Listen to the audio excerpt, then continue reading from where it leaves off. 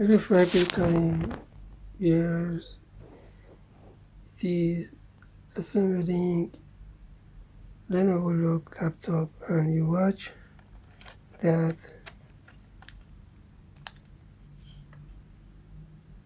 here it is place where USB and HDMI at the back of laptop,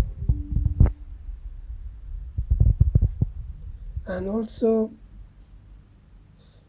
it is easy to explain that to disassemble this laptop. That's an easy job. You just need to use some thin edge right here, and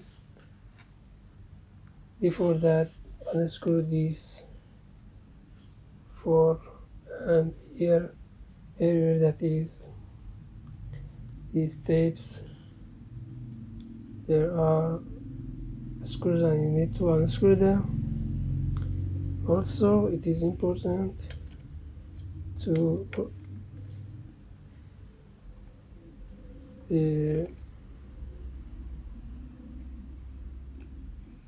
open this section. There are two screws right here and here. Thanks for watching. Have a good time. Bye.